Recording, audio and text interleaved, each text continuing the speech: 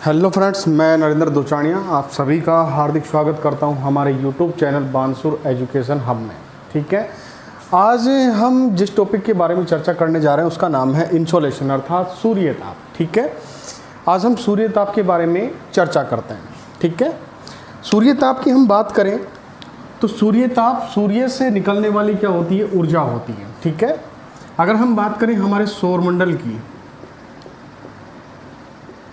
सौरमंडल, ठीक है, तो सौरमंडल के अंदर जो मुख्य ऊर्जा का स्रोत है वो क्या है, वो सूर्य है। ठीक है, अर्थात हम कह सकते हैं कि सौरमंडल को किससे ऊर्जा मिलती है, सूर्य से। अगर हम पृथ्वी की बात करेंगे तो पृथ्वी को भी किससे मिलेगी, सूर्य से ऊर्जा प्राप्त होती है। ठीक है, अब हम कहें कि जो सूर्य ताप है उसको क्या कहा जाता है, इंसोलेशन कहा जाता है। ठीक है, और जो इंसोलेशन जो शब्द है वो अंग्रेजी के 3 वर्ड से बना है। ठीक है, 3 वर्ड का संक्षिप्त रूप है, जिसमें एक तो है इनकमिंग,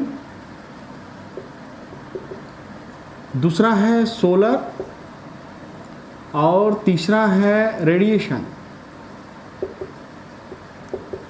ठीक है, इनकमिंग, सोलर और रेडिएशन, इन 3 शब्दों का संक्षिप्त रूप क्या है, इंसोलेशन। इनकमिंग का मतलब होता है प्रवेशी, प्रवेशी। सोलर का मतलब है सौर और रेडिएशन का मतलब है विकिरण। ठीक है, अर्थात हम कह सकते हैं कि जो इंसोलेशन उसका मतलब क्या होता है, प्रवेशी सौर विकिरण। ठीक है, और इसी प्रवेशी सौर विकिरण के कारण हमारा वायुमंडल और जो पृथ्वी का धरातल है वो क्या होता है, गर्म होता है। ठीक है, वो क्या प्राप्त करता है, ऊर्जा की प्राप्ति करता है। ठीक है, कि अपना जो पृथ्वी है, पृथ्वी और वायुमंडल किससे ऊर्जा प्राप्त करता है, ऊर्जा सूर्य से प्राप्त करता है। ठीक है, किससे प्राप्त करता है, सूर्य से प्राप्त करता है, और सूर्य से भी किस रूप में प्राप्त करेगा, सौर विकिरण के रूप में।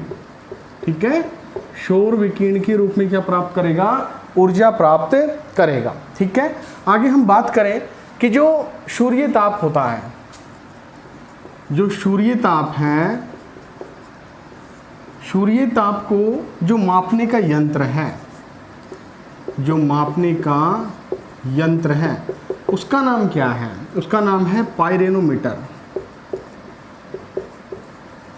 ठीक है, पाइरोनोमीटर की सहायता से किसको नापा जाता है, सूर्य ताप को नापा जाता है। ठीक है, कि सूर्य ताप जो होता है, जो इंसोलेशन होता है, वो 3 अंग्रेजी के शब्द का क्या है, संक्षिप्त रूप है, जिसमें एक तो क्या है इनकमिंग अर्थात प्रवेशी, सोलर अर्थात क्या है सौर, और रेडिएशन का मतलब क्या होता है, विकिरण अर्थात प्रवेशी सौर विकिरण। ठीक है, जो पूरा अपना सौरमंडल है ये ऊष्मा की प्राप्ति किससे करेगा, सूर्य से करता है। ठीक है, क्योंकि ग्रह और उपग्रह में क्या नहीं होता है, स्वयं का प्रकाश नहीं होता है। ठीक है, कहाँ से प्राप्त करते हैं, ऊर्जा सूर्य से प्राप्त करते हैं। इसलिए हम कह सकते हैं पृथ्वी और पृथ्वी का जो वायुमंडल है वो कहाँ से एनर्जी प्राप्त करेगा, वो सूर्य से ऊर्जा की प्राप्ति करेगा। किस रूप में करता है, सौर विकिरण के रूप में। ठीक है, और जो सौर विकिरण होती है उसको मापने का यंत्र कौन सा होता है, पाइरोनोमीटर। अब जो ये सौर विकिरण होती है, सौर विकिरण, ये सौर विकिरण किस रूप में होती है, लघु तरंग के रूप में होती है। ठीक है, कैसी तरंगों के रूप में होती है, लघु तरंगों के रूप में होती है, क्योंकि एनर्जी क्या आती है, बहुत फास्ट आती है, तो क्या होती है, लघु तरंगों के रूप में होती है। ठीक है, आगे हम अगर बात करेंगे तो जो सूर्य ताप है, जो हमारा सूर्य ताप है वो पृथ्वी को, जो सूर्य ताप है वो हमारी पृथ्वी को किस रूप में प्राप्त होता है, सौर विकिरण के रूप में। ठीक है, सौर विकिरण के रूप में किसको प्राप्त हो जाता है, हमारे धरातल को प्राप्त होता है। ठीक है, किसको प्राप्त होता है, धरातल को प्राप्त होता है।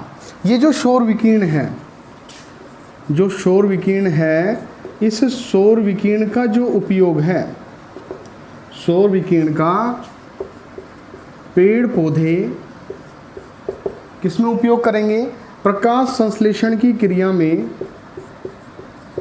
प्रकाश संश्लेषण की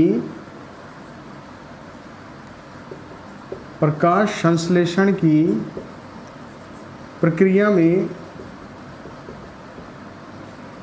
किसमें रासायनिक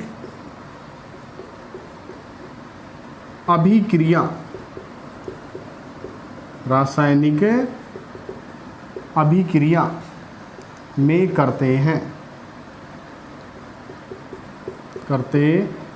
कि जो पेड़ पौधे होते हैं वो क्या करते हैं, प्रकाश संश्लेषण की प्रक्रिया करते हैं, ठीक है, जिससे क्या बनाते हैं, वो अपना भोजन बनाते हैं।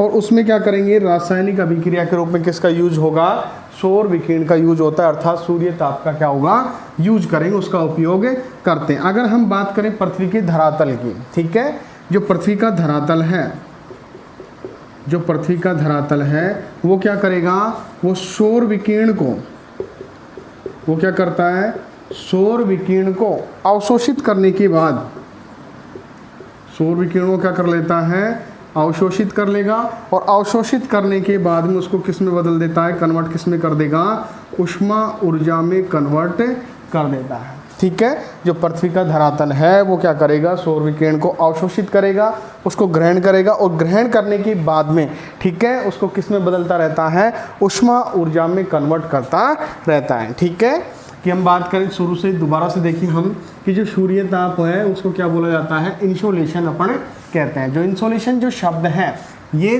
3 इंग्लिश के जो शब्द हैं उनका संक्षिप्त रूप है, जैसे इनकमिंग, इनकमिंग का मतलब क्या होगा, प्रवेशी, ठीक है, क्या होता है, प्रवेशी। और सोलर, सोलर का मतलब क्या हो गया, सौर्य, ठीक है। और रेडिएशन, रेडिएशन का मतलब क्या हो गया, विकिरण, अर्थात प्रवेशी सौर विकिरण, ठीक है। और यही क्या है, सूर्य ताप है, ठीक है।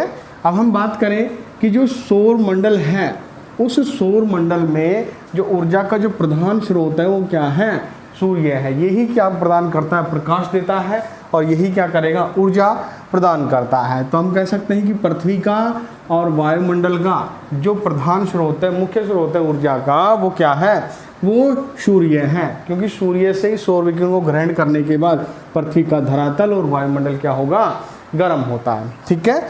आगे हम बात करें कि जो सूर्य ताप है उसको मापने का यंत्र क्या होता है, कि जो सौर विकिरण को नापेगा वो क्या होगा, पायरोनोमीटर बोलते हैं, ठीक है। और जो सौर विकिरण होती है वो कैसी होती है, लघु तरंगों के रूप में होती हैं, ठीक है। सूर्य ताप है वो पृथ्वी के धरातल को किस रूप में मिलता है, सौर विकिरण के रूप में प्राप्त होता है, ठीक है। और सौर विकिरण का जो उपयोग है वो पेड़ पौधे किसमें करते हैं, प्रकाश संश्लेषण की प्रक्रिया में रासायनिक अभिक्रिया के रूप में करते हैं, ठीक है। और जो धरातल है पृथ्वी का वो सौर विकिरण को अवशोषित करने के बाद किस में बदलता रहता है, ऊष्मा ऊर्जा में बदलता रहता है, ठीक है। आगे हम बात करते हैं पृथ्वी के धरातल पर जो औसत तापमान है उसकी, कि पृथ्वी के धरातल का औसत तापमान कितना है।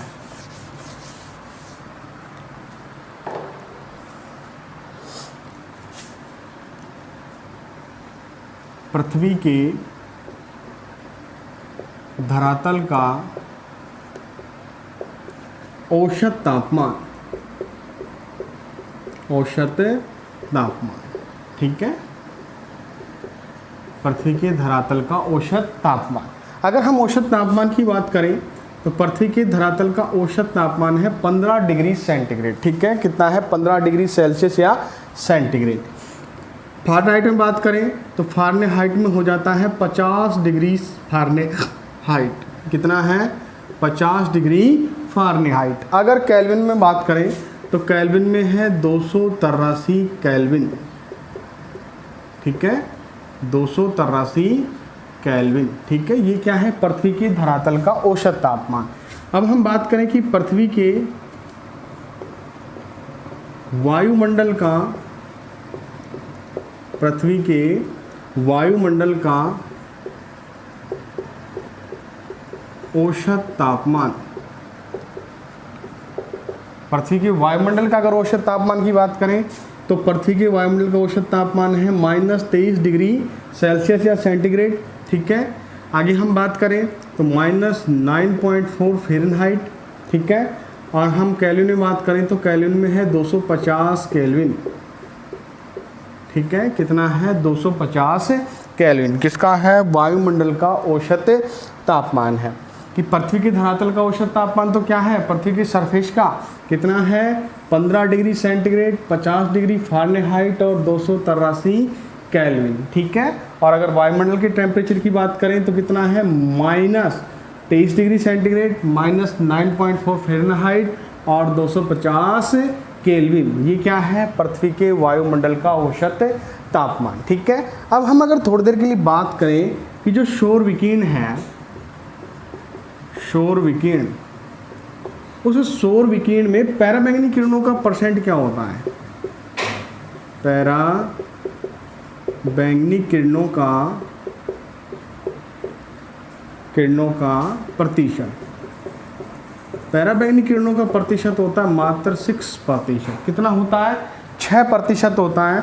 और इस 6% को भी क्या समताप मंडल में, या फिर हम कह सकते हैं निचले समताप मंडल में जो ओजोन गैस पाई जाती है, जो ओजोन गैस पाई जाती है वो पैराबैंगनी किरणों का क्या कर लेती हैं, अवशोषण कर लेती है, ठीक है। क्या कर लेती हैं, अवशोषण कर लेती है। कि सौर विकिरण में पैराबैंगनी किरणों का पार्ट कितना होता है, मात्र 6% होता है, ठीक है। और इस 6% को कौन अवशोषित कर लेती है, निचले समताप मंडल में जो ओजोन की परत पाई जाती है, जो ओजोन गैस पाई जाती है, वो क्या कर लेगी, इसका अवशोषण कर लेगी, ठीक है।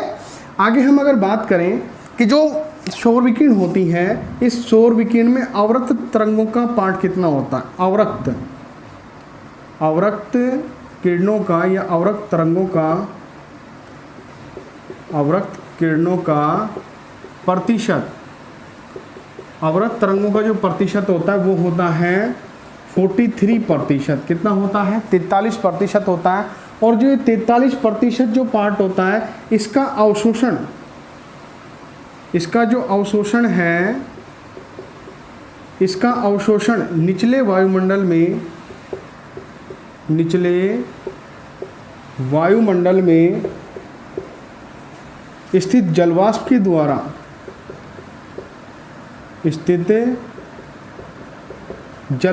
द्वारा, इसके कुछ पार्ट का क्या कर लिया जाता है, अवशोषण कर लिया जाता है। बाकी पार्ट कहाँ आ जाता है, पृथ्वी के धरातल पर आ जाता है, ठीक है। तो आप कह सकते हैं कि जो अवरक्त तरंगे हैं उनका पार्ट कितना होता है, 43%। अर्थात हम कहेंगे कि अधिकांश पार्ट कौन सी तरंगों का होता है, अवरक्त तरंगों का। और एक बात कि पृथ्वी ने जो सौर विकिरण को ऑब्जर्व किया है, जो अवशोषित किया है, उसका जो परावर्तन है पृथ्वी द्वारा सौर विकिरण का परावर्तन अधिकांशतः किसके रूप में होता है, अवरक्त तरंगों के रूप में होता है, ठीक है। किसके रूप में होता है, अवरक्त किरणों के रूप में होता है, अवरक्त तरंगों के रूप में होता है, ठीक है। और इन अवरक्त तरंगों को कौन अवशोषित कर लेगा, इन अवरक्त तरंगों को वापस निचले वायुमंडल में जो जलवाष्प स्थित है वो क्या कर लेगी, इनका अवशोषण कर लेगी, ठीक है। कि पृथ्वी के धरातल का औसत तापमान कितना हो गया, 15 डिग्री सेंटीग्रेड या 50 डिग्री फ़ारेनहाइट या 283 केल्विन। ये तो क्या है, पृथ्वी के धरातल का औसत तापमान, ठीक है। पृथ्वी के वायुमंडल के औसत तापमान की बात करें कितना है, -23 degree centigrade, -9.4 degree Fahrenheit, 250 kelvin. ये वायुमंडल का औसत तापमान है। सौर विकिरण जो होती है उसमें पैराबैंगनी किरणों का पार्ट कितना होता है, 6% होता है, जिसका अवशोषण किसके द्वारा कर लिया जाता है, निचले समताप मंडल में जो ओजोन की परत पाई जाती है, जो ओजोन गैस पाई जाती है, वो क्या कर लेती है, इसका अवशोषण कर लेती है, ठीक है। अवरक्त तरंगों की बात करें अपन, अवरक्त किरणों की बात करें या अवरक्त तरंगों की बात करें, अवरक्त तरंगों का जो पार्ट होता है वो कितना होता है, 43%, 43% होता है। और इसका भी अवशोषण कर लिया जाता है किसके द्वारा, निचले वायुमंडल में स्थित जलवाष्प के द्वारा। और पृथ्वी द्वारा जो सौर विकिरण का जो परावर्तन है वो किस रूप में होता है, अवरक्त तरंगों के रूप में होता है, ठीक है। और इन अवरक्त तरंगों का वापस से निचले वायुमंडल में जो जलवाष्प मौजूद है वो क्या कर लेगी, इसका अवशोषण कर लेगी, ठीक है। आगे हम बात करें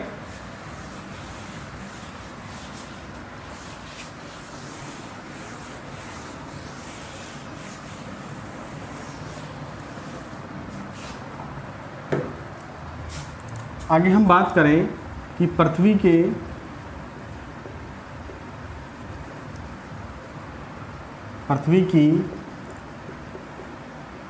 सतह पर सतह के प्रति इकाई क्षेत्र पर प्राय ऊर्जा स्थिर रहती है। ठीक है, पृथ्वी की जो सतह है उसके प्रति इकाई क्षेत्रफल पर जो प्राय ऊर्जा है वो क्या रहेगी, स्थिर रहती है। ठीक है, जो ऊर्जा की जो प्राप्ति होती है, ठीक है, जो प्राप्त ऊर्जा होती है, प्राप्त ऊर्जा वो प्राय कैसी रहती है, स्थिर रहती है। कैसी रहेगी, स्थिर रहती है। और इसे हम क्या कहते हैं, सौर स्थिरांक। क्या बोलते हैं हम इसको, सौर स्थिरांक।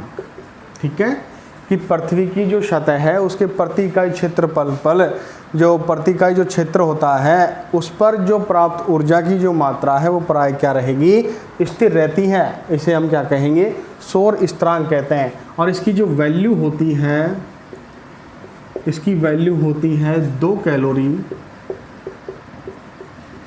कैलोरी प्रति वर्ग सेंटीमीटर प्रति मिनट। ठीक है, कि जो इसकी जो वैल्यू होती है सौर स्थिरांक की वो कितनी होती है, 2 कैलोरी प्रति वर्ग सेंटीमीटर प्रति मिनट। ठीक है, किसकी वैल्यू है ये है सौर स्थिरांक की वैल्यू है। अर्थात हम कह सकते हैं कि जो सूर्य ताप की जो मात्रा है वो क्या रहती है, वो स्थिर रहती है। सूर्य ताप की जो मात्रा है वो वायुमंडल की जो बाह्य सतह है उस पर क्या रहेगी, स्थिर रहेगी। मान लीजिए क्या है, अपना धरातल है, ये अपनी पृथ्वी है और ये पृथ्वी का क्या है, वायुमंडल है। तो जो वायुमंडल है यहाँ अपना क्या है, सूर्य है। सूर्य से जो क्या आ रही है, सौर विकिरण जो आ रही है वो वायुमंडल की बाह्य जो सतह होती है इस पर क्या रहेगी, स्थिर होती है। जो इसकी मात्रा होती है वो क्या रहेगी, स्थिर रहती है। और इसे ही क्या बोलते हैं, सौर स्थिरांक या सौर उष्मांक कहा जाता है। ठीक है, क्या कहा जाता है, सौर स्थिरांक या सौर उष्मांक कहा जाता है। ठीक है, और ये जो ऊर्जा होती है, ये प्राप्त जो एनर्जी होती है, ये भी क्या रहती है, ये स्थिर रहती है।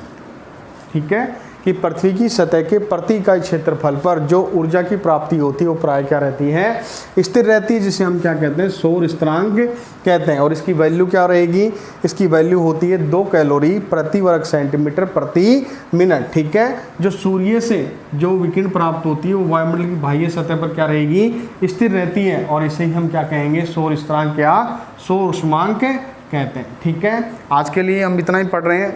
कल हम बात करते हैं सौर विकिरण को प्रभावित करने वाले कारक। ठीक है फ्रेंड्स, धन्यवाद।